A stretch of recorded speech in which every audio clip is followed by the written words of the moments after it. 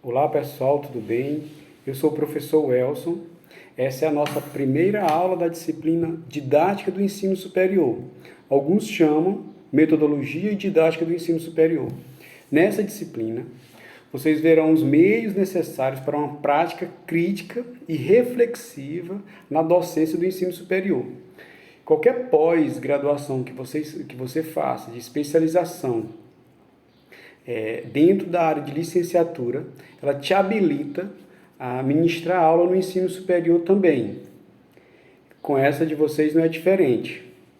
Por isso, é importante que vocês vejam nessa disciplina como um professor do ensino superior deveria se portar diante de uma disciplina que seja, claro, dentro da sua área de atuação, mas como esse professor pode transformar a sua aula do ensino superior numa aula mais produtiva, numa aula que respeite, claro, a opinião dos alunos, dos educandos, dos graduandos, mas que tenha uma postura também de estimular o debate e a busca pelo conhecimento. Tudo bem? Vamos lá. A primeira coisa que nós temos que fazer é tentar buscar fazer uma reconstrução da identidade do professor do ensino superior, porque isso muda, claro, dependendo da época que nós estamos vivendo, mas há princípios e esses princípios não mudam. Então, quem é o professor do ensino superior de hoje? Então, quem é ele? Ele é um professor de esquerda, ele é um professor de direita, ou ele é um professor que está acima dessas duas identidades? É um professor que tenta buscar o conhecimento, independentemente desses filtros de identidades. Sobre quais princípios são formados esses profissionais? Nós sabemos que há uma gama de profissionais no ensino superior hoje que são formados sob os princípios ou sob a égide desses princípios de esquerda, que são princípios voltados para uma construção de um mundo utópico, claro, mas que diante desse processo de utopia, essa busca constante por essa utopia, acredita-se que chegue a um mundo melhor, mais justo, principalmente do ponto de vista da justiça social. Mas nós temos já hoje alguns professores que se identificam como de direita, professores do ensino superior, uma minoria muito grande, mas eu não queria que ficasse essa discussão apenas na esquerda e direita, mas que o professor buscasse uma identidade, você como professor do ensino superior, buscasse uma identidade que estivesse além desses dois filtros. Quais desafios políticos sociais esses profissionais, esses professores têm pela frente? Então, nós temos um desafio muito grande hoje, políticos sociais, que o maior deles, na minha opinião, é o professor do ensino superior, hoje no Brasil, ter que lidar com alunos que se formam, mas não sabem atuar na área, ou que estão ali apenas por ter um curso superior. Então, alunos que não estão ali porque investigaram o curso a fundo e descobriram que é realmente aquilo que eles querem. Não, eles estão ali porque não tinha outra coisa, eles queriam um curso superior e eles foram buscar. Uma grande parte, infelizmente, está nesse grupo que eu estou falando, e aí não há como o professor encontrar algo que dê significado para aquele futuro profissional dentro do curso. Tudo que o professor diz, ou muito pouco do que o professor diz, o aluno consegue fazer a conexão com a sua futura profissão, já que ele não buscou aquele curso porque tinha vontade de trabalhar na área, apenas porque queria fazer um curso superior, para dar para ele chance de fazer um concurso, ou que estava se sentindo ficando para trás, etc. O perfil do aluno influencia na construção da identidade desse docente? Sim. Então, o perfil do aluno, como eu acabei de dizer, o professor tem que buscar a sua identidade independentemente do perfil do aluno. Porém, esse perfil vai fazer com que o professor também se adeque a essa nova realidade que nós estamos vivendo no Brasil. Quais as técnicas mais utilizadas na didática através desse pensamento metodológico. Isso nós vamos tratar nesse vídeo de hoje. Serão 2 vídeos e vocês receberão também o material da disciplina e a avaliação. Antes da didática, vem a metodologia, que é o estudo dos meios. Metodologia significa método, que é meio, meso, e logia, que é estudo. Então, é o estudo dos meios, então é um conjunto de métodos, estratégias e instrumentos, os meios selecionados para se atingir um ou mais objetivos. Então, quando se fala em metodologia, eu estou estudando meios, métodos, que é através dos quais eu vou atingir um alvo, atingir um fim. Então, a prática mostra a verdadeira didática. Então, didática, esse termo didática, ele sofreu um preconceito muito grande nos últimos tempos, porque as pessoas relacionaram a técnica. Então, a metodologia seria esse grupo de métodos, o método seria aquilo que realmente está sendo aplicado, e a didática seria nada mais, nada menos, segundo alguns autores, que a técnica. Só que a didática ela vai além disso. Então, a didática ela é a arte de ensinar bem. Então, é uma arte que tem princípios artísticos, mas também tem princípios técnicos. Não é só uma técnica, porque cada um tem um jeito de ensinar, tem uma maneira de ensinar. Nós chamamos isso de didática. Então, a didática é a arte e a ciência, faz parte de uma ciência de ensinar bem. Nasceu na Grécia Antiga, com alguns filósofos como Sócrates, que defendiam o método maiêutica, que é a desconstrução e a reconstrução do conhecimento. Então, qual era o método socrático? A didática socrática era a desconstrução daquilo que você achava que era certo para reconstruir baseado em princípios que o Sócrates defendia que era o correto, né? Nós temos o Platão, que ele dividiu o mundo em um mundo sensitivo e o mundo das ideias. Segundo Platão, a didática dele seria a elaboração de meios para se chegar ao estágio desejado, que seria o mundo das ideias. Então, Sócrates defendia que, através de uma didática de desconstrução e reconstrução do conhecimento, eu poderia chegar ao conhecimento pleno de uma coisa. Já o Platão dizia que nós tínhamos que arrumar meios, estratégias, para olhar para esse mundo de sombras e através desse olhar crítico e reflexivo, eu atingir um mundo das ideias, um mundo perfeito, segundo Platão.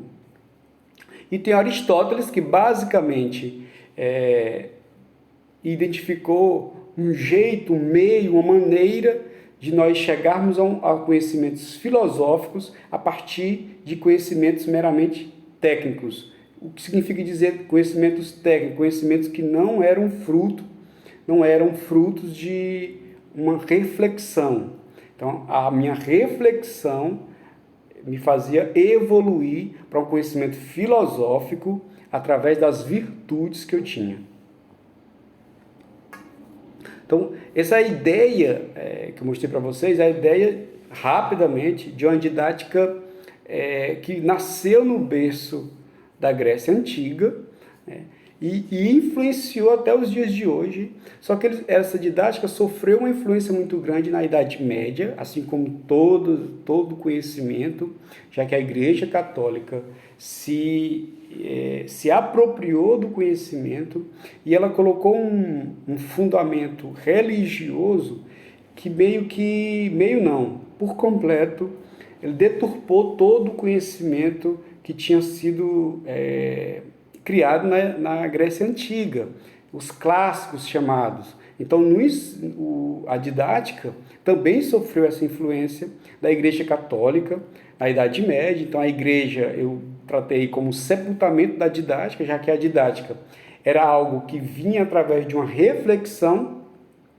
e tudo que era mais proibido na Igreja Católica era você refletir fora daquela ideia de reflexão que a Igreja assim entendia. Então, a didática na Idade Média, a Igreja Católica como centro de decisões educacionais. Então, principalmente aqui no Ocidente, então a Idade Média, a didática ela sofreu essa influência da Igreja Católica, porque tudo tinha que passar pelo crivo dessa entidade. A didática era usada como meio para ensinar a religião aos povos.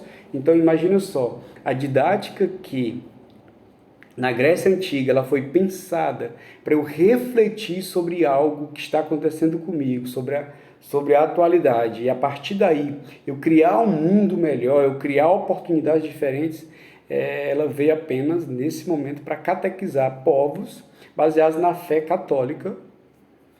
Então os professores eram formados sob a égide dos dogmas católicos. Então dogmas quer dizer aquilo que não se deve questionar, não se deve contrapor. Imagina só, tudo que a didática era na Grécia Antiga era uma forma de questionar o conhecimento apresentado para que eu pudesse evoluir. E na Idade Média, exatamente o contrário. Através dos dogmas católicos, a didática ela se fechou, por isso esse preconceito que eu falei agora há pouco, ela se fechou apenas na técnica. Então, o que eu preciso para ensinar isso para alguém? Eu preciso disso. Mas esse alguém vai precisar pensar? Não. Basta que ele siga o modelo. Então, o iluminismo e o ressurgimento da didática pós Idade Média e início da Idade Moderna, nós tivemos o advento do iluminismo, que veio, como as pessoas entendem que a Idade Média, a idade da escuridão, né?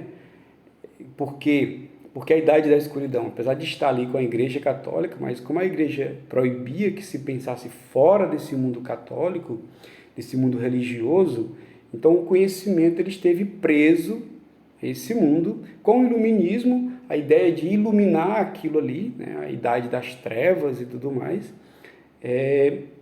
veio o conhecimento questionar e resgatar a didática da Grécia Antiga. Então, vários autores fizeram esse exercício, mesmo tendo uma influência muito grande da Igreja Católica, mas fizeram o exercício de questionar a atual didática e buscar um ressurgimento, um renascimento da idade da Grécia Antiga, da didática da Grécia Antiga.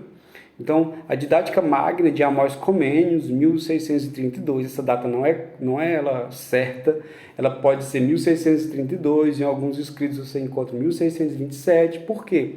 Porque essa obra, de tão perigosa que ela era para a época, ela só veio a ser produzida mesmo há muito tempo depois. Então não se sabe ao certo quando Comênios produziu essa obra, mas se sabe que foi mais ou menos nessa época, porque ele começou a agir já, né, dar suas aulas. A partir daí, o Comênios ele era protestante, então ele confrontou a Igreja Católica nessa época, sofreu perseguições terríveis, a vida dele foi marcada por tragédias, guerras, vírus que matou a família dele 2 vezes, ele ficou órfão. Então, assim, eu estou contando essa história para vocês entenderem em que ambiente o Comênios estava vivendo e que ele deixou para nós essa obra-prima, né, que é a Didática Magna, que aí sim o Comênios começou a resgatar a didática antiga e trazer uma luz para que nós usássemos a didática de novo, novamente, para a construção de um mundo de reflexão. Então, o primeiro documento publicado em defesa da didática, descrição minuciosa das etapas e estratégias. Então, foi o primeiro documento que alguém sentou e disse, olha, tem que estudar isso antes disso, a sequência do simples para o mais complexo. Então, essa sequência tinha que ser obedecida. Além disso, a finalidade, o conhecimento leva à virtude e esta leva à piedade. Presta atenção que o Comênios ainda estava ligado à ideia da Igreja Católica, mas sob um outro olhar agora protestante. Conteúdo, ensinar tudo a todos. Antes, dizia-se na Idade Média que não precisava ensinar tudo a todos, porque nem todos estavam preparados para entender tudo e nem precisava de entender tudo. Como ele disse, não, todo homem é capaz de entender, de compreender. Por isso, é a ideia de ensinar tudo a todos. Aplicação prática na vida. talvez seja o modelo de Comênios que mais se parece com a didática de hoje, né? A didática pós-moderna, que é ensinar tudo a todos e também aplicar na prática, aplicação prática na vida, o aluno entender para que serve aquilo que ele está aprendendo. Organização da escola, da educação escolar, ele começou com maternal, escola latina, colégio da luz, que é o ensino superior. Então o Comênios, ele veio dizer quais são os métodos que poderiam ser aplicados ali, qual o conteúdo que deveria ser aplicado, em que fase da vida das crianças elas deveriam aprender. Então ele veio disciplinar essa didática que foi, de certa forma, ocultada durante a Idade Média e que tinha nascido na Idade Antiga, na Grécia Antiga, com um modelo, com uma perspectiva de homem que foi, de certa forma, ela foi esquecida durante séculos por conta da influência da Igreja. Então logo veio a Revolução Francesa e a democratização da didática. O principal nome, o Jean-Jacques Rousseau. A Revolução Francesa aconteceu logo depois da aparição de Rousseau, mas a influência de Rousseau foi muito grande, né, na Revolução Francesa, com seus conhecimentos sobre educação. Então, Rousseau pregava, tendo os conhecimentos de Comênios também frescos na sua memória, Rousseau pregava a ideia do homem livre. Então, a didática como libertação do homem, política, social, física. Então, por isso foi o primeiro a respeitar a criança como criança. Então, respeita a criança, respeita o adulto, defesa da escola pública, a escola para todos, desenvolvimento humano em discussão. Foi o primeiro a dizer que cada fase do ser humano tinha que ser respeitada. Felicidade e bem-estar, direito de todos. Então, o Comênios, por isso que nós chamamos de a democratização da didática, porque qualquer um tinha acesso ao conhecimento para o seu bem-estar, para a felicidade. Uma adequação necessária para o ensino superior. Claro que nós vimos até agora nós vimos a didática como um todo, nós precisamos agora focar no ensino superior, para que vocês entendam para que a didática serve. Ela não foi criada para o ensino superior, ela foi adequada a esse mundo do ensino superior. Então, a didática no ensino superior, a necessidade de valorização dos métodos e habilidades do docente do ensino superior diante de ensino, pesquisa e extensão. Então, uma universidade, ela vive de ensino, pesquisa e extensão. Ensino nós temos demais, todas as disciplinas praticam o ensino, né? Pesquisa, nós temos pouca pesquisa, e extensão quase nenhuma. O ideal é que isso tivesse um equilíbrio. Nós continuássemos com o ensino, mas nós tivéssemos dentro desse ensino pesquisa e extensão. Que essas três coisas se comunicassem, esses três fundamentos da universidade se comunicassem cada vez mais, para fazer com que o aluno ele adentre ao conhecimento e ele consiga relacionar o conhecimento com a sua prática. Isso é muito importante, com a sua futura prática. Então, exigências ao docente universitário. Requisitos básicos do professor universitário. Requisitos legais são os critérios estabelecidos pela legislação nacional. Requisitos pessoais, características físicas, clareza vocal e fisiológicas, resistência à fadiga. Por quê? Porque o professor do ensino superior, ele fala muito. Por que ele fala muito? Porque é um nível onde o professor precisa estar defendendo as suas ideias, argumentando a todo momento. Então, as aulas expositivas, elas são necessárias, importantes para que o professor expresse as ideias que ele está ali defendendo ou criticando. Por isso a fadiga, a resistência à fadiga é de suma importância, mas também precisamos ter uma clareza vocal, abrir bem a boca, falar bem as palavras, se articular bem. Essa clareza vocal é de suma importância para o professor do ensino superior. Psicotemperamentais, que é a autoconfiança, Essa autoconfiança é de suma importância para o professor do ensino superior, que o professor tenha essa confiança que é diferente de arrogância. A autoconfiança é o professor saber do que realmente se trata, o que ele está ensinando, para que ele não gagueje, para que ele não venha suar, para que ele não venha demonstrar fragilidade na voz, na expressão, para que o aluno de imediato confie no que ele está falando, saiba que ele está falando algo que realmente vale a pena ouvir. As características também intelectuais, raciocínio lógico e crítica. É muito importante que o professor do ensino superior ele faça com que os alunos raciocinem durante a explanação dele. Mas esse raciocínio não pode parar por aí. O aluno precisa ser estimulado a raciocinar e desenvolver o senso crítico em cima daquele raciocínio dele. Então, o professor precisa estimular o aluno, não só pedindo para que ele raciocine sobre algo, mas o professor leve o aluno a raciocinar através da sua argumentação. Durante a argumentação, o aluno entenda o que o professor está falando e embarque naquela do professor de fazer a crítica. Claro, uma crítica baseada naquilo que ele está apresentando, mas muito importante, baseada no fundamento do que ele está ouvindo ou falando com o professor. Então, requisitos técnicos. Preparo especializado na matéria.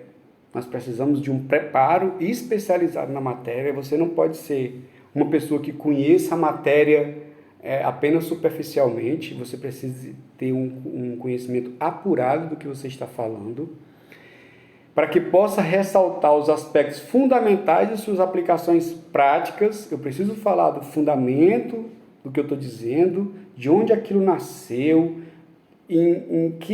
qual foi o processo de construção daquilo, mas para que aquilo serve, a sua aplicação prática. Cultura geral, mesmo que eu tenha uma cultura especializada, um conhecimento especializado na matéria, eu preciso ter um conhecimento do todo. Imagina só, se durante uma aula que eu esteja dando de matemática, eu conheço tudo de matemática, eu vou dar um exemplo e eu digo que a capital de Tocantins é Florianópolis. Tá entendendo? Então, eu perco, mas não tem nada a ver. Tem sim.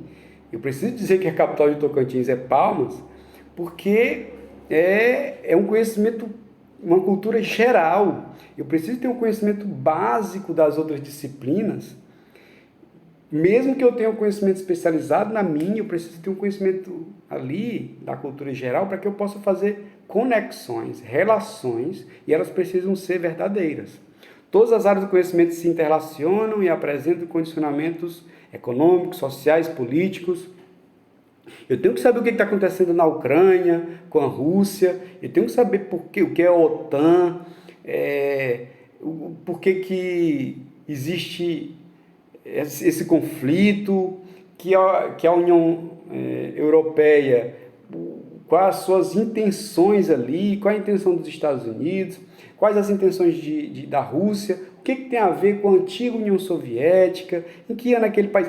Todo aquele conflito, não vou saber apurado daquilo, se eu sou um professor que não sou da área, mas eu preciso entender para que eu faça essas conexões. Compreender o mínimo possível.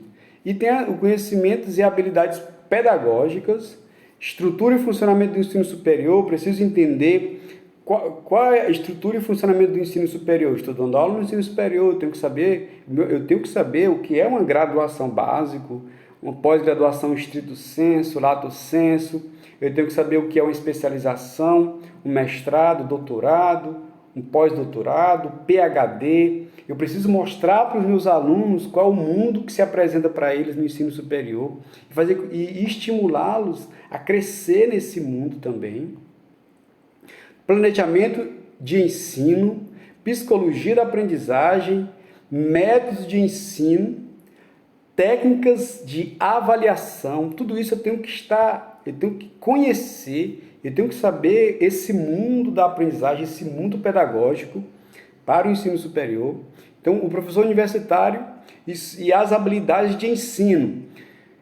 Vamos finalizar nossa aula de hoje buscando que vocês compreendam a ideia dessas habilidades na prática, como o professor pode fazer isso durante a sua aula, habilidades de olhar para o aluno, para os alunos, então possibilita ao professor o acompanhamento do desempenho em sala. Então o professor precisa treinar o seu olhar, o professor precisa saber ler o aluno, entender o aluno, se ele aprendeu, se ele está na dúvida. Pode encorajar a participação dos alunos. Se eu percebo que eu tenho um aluno que está com dificuldade, eu vou até ele. Se eu percebo que tem um que está mais adiantado, eu estimulo para que ele participe, encorajo para que ele participe, que ele diga o que ele sabe. A habilidade de introdução é de suma importância essa habilidade, porque é a habilidade que vai fazer com que você ganhe a atenção do aluno. Então, nos primeiros 15 minutos de aula no ensino superior, se você não conseguir introduzir bem o conteúdo, o aluno pode ficar disperso e você vai ter dificuldade de readquirir essa atenção dele. Pode servir para chamar a atenção dos estudantes, deve motivar os estudantes na relação com o saber e estabelecimento de uma relação de confiança no docente. Então, isso que eu acabei de falar, o aluno precisa confiar em você. Para isso, eu preciso introduzir bem o conteúdo, ou dando um exemplo, ou trazendo um problema para ser resolvido com aquilo que eu vou ensinar. Seria a problematização. Habilidade de variação. Se a aula está chata, eu tenho que buscar outro jeito, outro meio, outra habilidade, buscar uma estratégia que chame a atenção, conta uma piada, conta uma história, busque dizer de outra forma. Então, leve os seus planos B, C e D e por aí vai. Tem o objetivo de atingir várias formas de aprendizagem, variação de estímulos e linguagem, sem perder o foco da discussão. Muito importante nós observarmos que existem várias formas de aprender. Se existem várias formas de aprender, eu preciso ter em minhas mãos várias formas de ensinar também, tá bom? Então, a habilidade de questionar também é uma habilidade de suma importância, uma habilidade profunda, porque eu preciso ensinar meu aluno a questionar, deve aprofundar o desenvolvimento intelectual do aluno, deve promover o desenvolvimento do pensamento crítico e do raciocínio também, essa habilidade de questionar. A habilidade de reforço deve servir para mobilizar os estudantes na sala e na universidade também. Então, sempre reforçando aquele aluno que disse algo interessante, que produziu algo interessante, que eu vá até aquele meu aluno e diga para ele que eu gostei daquilo, que eu escreva dizendo para ele, ou que eu dê exemplos que citem o que ele falou. O professor deve, durante a aula, encontrar meios que reforcem a aprendizagem almejada. Então, ali, durante a aula, eu preciso encontrar formas de fazer com que o meu aluno reflita sobre aquilo que ele aprendeu e reforce a aprendizagem. E, por último, nós temos a habilidade de ilustrar com exemplos, que isso é crasso, isso é de uma importância muito grande na universidade, é essencial para contextualizar o conteúdo, serve para despertar o interesse do estudante e produz uma aprendizagem mais eficiente. Então, ilustre com exemplos ricos, dê exemplos que tenham analogia com aquilo que você está dizendo. Jesus usou muito bem isso na Bíblia, Paulo Freire usou muito bem isso, indo ao contexto das pessoas, falando do contexto. Jesus fez isso com parábolas, Paulo Freire fez isso conhecendo a realidade daquele aluno e dizendo para eles, contando histórias que fazem parte da sua realidade. Então, os exemplos, eles precisam seguir essa contextualização, tudo bem? Então, nossa aula de hoje fica por aqui. Nós nos veremos na próxima aula, na última aula de didática do ensino superior. Vocês também receberão o material e a avaliação. Tudo bem? Muito obrigado e até a próxima, se Deus quiser.